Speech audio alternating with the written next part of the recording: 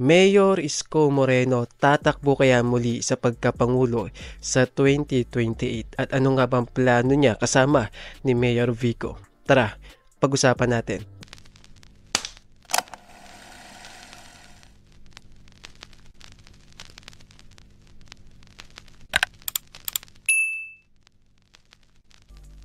What's up sa inyong lahat mga kaparing? Bago po ang lahat, don't forget to like and subscribe sa ating YouTube channel. And by the way, sa mga hindi po nakakakilala sa akin, ako nga po pala si Mr. Realytics from Pasig City. So ngayon, gusto ko pong pag-usapan natin kung si Mayor Vico po ay sinabi na niya na wala po siyang plano na tumakbo sa pagkapangulo o sa pinakamataas na posisyon. Eto, pag-usapan naman po natin si Mayor Isko Moreno. Tatakbo kaya siya sa pinakamataas na posisyon sa pangalawang pagkakataon? Diba kung atin pong matatandaan, si Mayor Isko po ay natalo nung nakaraang eleksyon. Kahit na sobrang matunog po ng kanyang pangalan, pero hindi pa rin siya nagtagumpay. Pagdating sa 2028, posible kaya siyang muling manalo? At may pag-asa ba kung sakali po na siya ay tatakbo at kung sino-sino nga ba yung pwede niya makatapat sa 2028? Okay, so ito po makaparing panoorin natin yung isang interview ni Mayor Isko Moreno at dito malalaman natin yung kanyang plano sa Maynila sa susunod po na eleksyon. Ang Isko Moreno 2.0, una, tatapusin mo na ba yung talagang 3 termino ngayon? Oo, nag-commit ako sa taong bayan. Totoo to. Kasi 2028 presidential election na. Oh, yeah. Mamaya may magsabi, Isko mag-VP ka, Isko mag-senador ka. Hindi, yun ang wish ngayon ng mga, anong tawag dyan? Political analyst ba tawag dyan? Oo. Mga wish-wish lang nila yan. But I think I'd rather stay in Manila for the next 10 years. If given a chance by the people, yes. Pero pangako mo. Okay, so dun lang po tayo for the next 10 years ay mag-i-stay po siya sa Maynila. So posible po talaga na pagkatapos po ng kanyang termino, kung sakali po na manalo si Mayor Isko Moreno sa pangatlong termino niya sa 2028, ito kung sakali lang po ito posible po siyang tumakbo sa pagka-congressman o kaya naman vice mayor. Kasi sabi niya nga po for the next 10 years, so wala na po talaga sa plano niya ang tumakbo pa sa pinakamataas na posisyon sa 2028. So fully committed po si Mayor Isko Moreno sa lungsod ng Maynila. Mo ba to sa Head Start? Sinabi ko na yun sa taong bayan. Hindi ka tatakbo. Yes. Sinabi ko rin yan sa taong bayan. I don't have to promise it to anybody, but I have made commitment to the people of Manila. Especially, shout out sa mga lolo't lola ko, mga senior citizens. Yeah, oo. They asked me that. Yeah. Not only you, Karen. Oo. Sila mismo. Sabi ko, pagpasensya mo na ako, Nay. Oo. Talagang ganun lang. Gusto ko lang maglingkod sa buong bansa. But sabi ko, tapos na yun. We move on with our life. Dito na tayo. Pagka sinuwerte tayo, magtutuloy-tuloy na tayo because we're gonna create a 10-year plan for the city of Manila that addresses MBN, the minimum basic needs, which is housing, education, healthcare, and jobs. But magastos yun, which pinag-usapan na natin kanina. But I'll address. Okay, so kung inyo pong matatandaan mga kaparing, bago po bumaba si Mayor Isko Moreno ng 2022, siya po ay nakapagpatayo ng pabahay sa lungsod ng Maynila. Kahit na, well, sabihin na po natin na meron pong naiwang utang si Mayor Isko Moreno sa lungsod ng Maynila, hindi pa rin po natin may pagkaila na napakalaki po ng naging ambag ni Mayor Isko Moreno sa lungsod ng Maynila na hindi po nagawa ng mga dating mayor. Diba, sa panahon po ng mga dating mayor ng Maynila, grabe, napakadumi po ng Maynila. Napakadumi ng bawat langsangan at napakadelikado. Pero nang maupo si Isko Moreno, binago niya lahat yun, diba? Nilinis niya ang lungsod ng Maynila. Yun nga po, naging malinis lalo na sa Divisoria, naging hindi na siya ganun kadelikado maglakad kasi napakalaki po ng naiambag ni Isko Moreno, hindi lamang po sa pagpapatayo ng mga infrastructure like hospital, pabahay.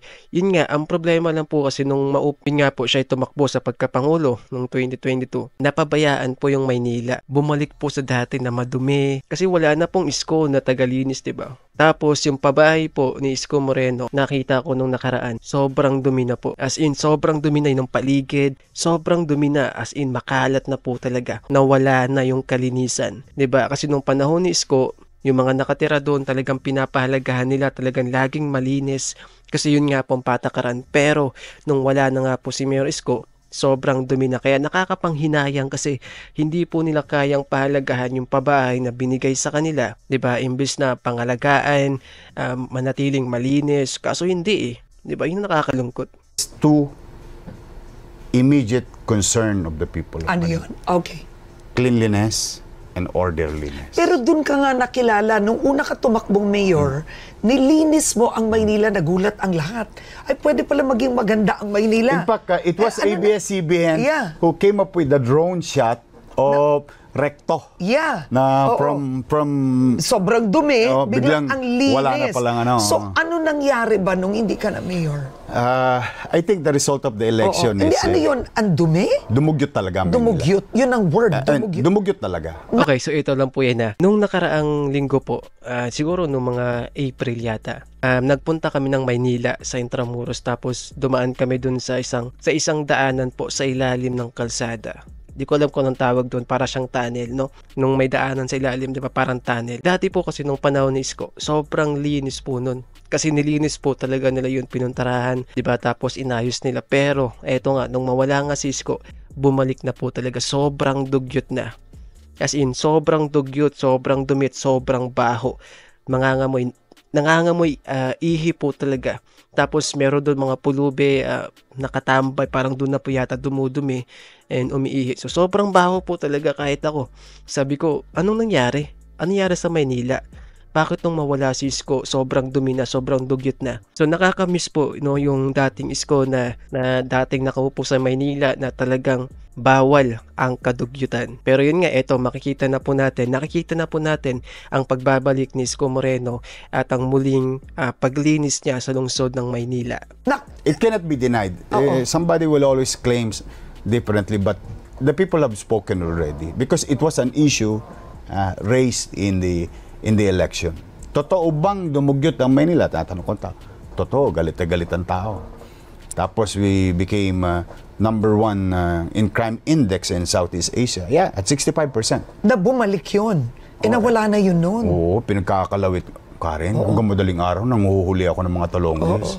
I mean, I'm really trying to create extra effort to give peace of mind, yung kapanatagan sa Maynila. It's not a perfect government, and I did not do it alone. With the help of everyone, participated, and the people voluntarily. When I said, "Oy, ano na tayo?